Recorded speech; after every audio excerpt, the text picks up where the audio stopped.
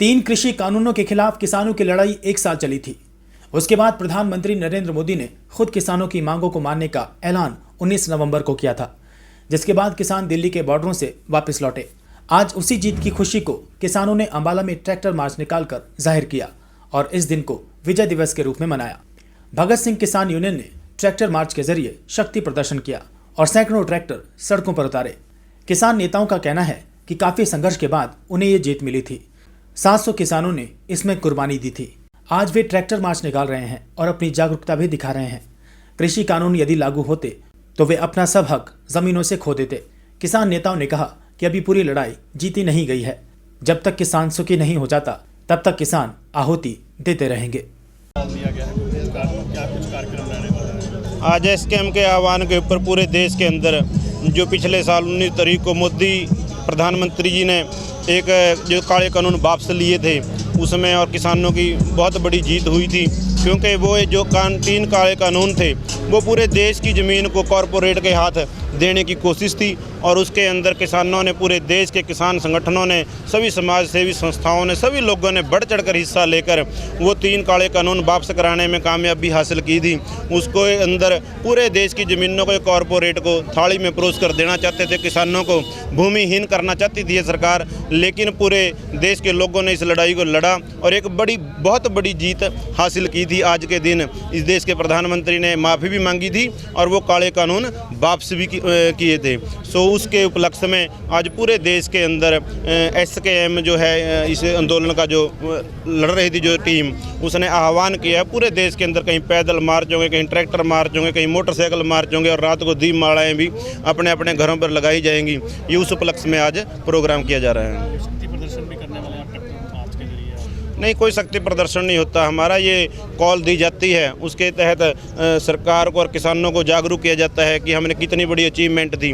वो कोई छोटी मोटी अचीवमेंट नहीं थी, पूरे देश की ज़मीन थी। वो कश्मीर से लेकर कन्याकुमारी तक की ज़मीनें अडानी अंबानी को देने का मामला था, कोई छोटी मोटी जीत हासिल नहीं थी, वो बहुत बड़ी जीत थी। और उसके बारे में लोगों को भी आज बताया जाएगा, इसके जागरूक किया जाएगा कि आप लोगों ने कितना बड़ा काम किया था, किन किन वर्गों को बचाया, पूरी दुनिया को, पूरे देश के लोगों को बचाया, चाहे वो कोई दुकानदार है, चाहे कोई मजदूर है, कोई व्यापारी है। अगर ये सब कारपोरेट के पास चला जाता, ये दुकानें बंद हो जाती, वो पूरे जो अनाज मंडियाँ हैं वो ख़त्म हो जाती है और जो यहाँ से होने वाला बिजनेस है, पल्लेदार है, आड़ती है, मुनीम है और जो किसानों के साथ ठगियाँ होती और पैसे लेकर लोग भाग जाते, प्राइवेट मंडी जो इन्होंने लेकर आए थे उसके अंदर रोज़ धरने प्रदर्शन करने पड़ते और अपने फसल का पैसा लेने के लिए भी ना जाने किस कदर हमारे हाथ काट दिए गए थे।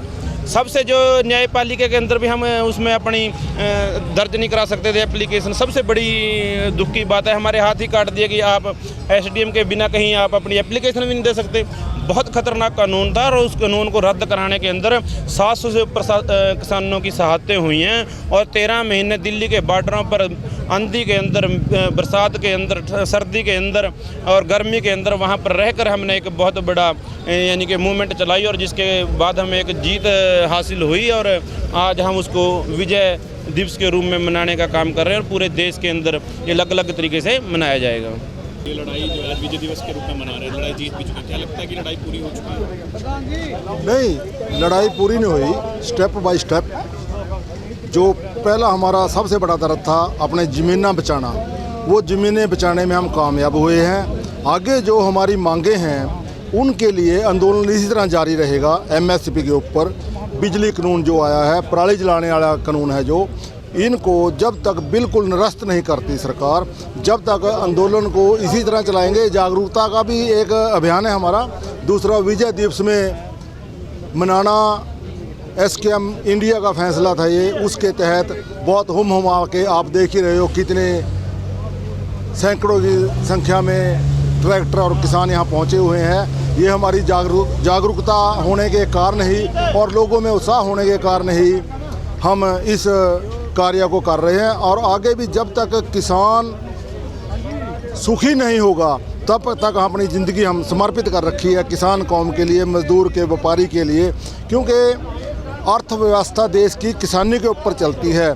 अगर किसानी बर्बाद हो गई तो देश को बर्बाद होने में देर नहीं लगता। बड़े बड़े देशों के उदाहरण आपके पास हैं, उनकी क्या स्थिति है, कैसी स्थिति है, वो क्यों है। कॉरपोरेटों के अपने हाथ में होने के अंदर आम पब्लिक को बहुत कठिनाइयों का सामना करना पड़ता है। जैसे आप देखिए जम्मू कश्मीर में सेब का क्या हाल हो रहा है, हिमाचल में अडानी अंबानी ने सेब के किसानों को किस तरह बर्बाद कर दिया है, अब वो उन्हीं की बरखिलाफत कर रहे हैं। यही काम हमारे साथ इस किसानी के अंदर जो हमारी प्रोडक्शन है किसी तरह की भी है उसके साथ करने के लिए सरकार का एक हथकंडा था, जो सरकार को 13 महीने 13 दिन के आंदोलन के बाद वापस लेना पड़ा।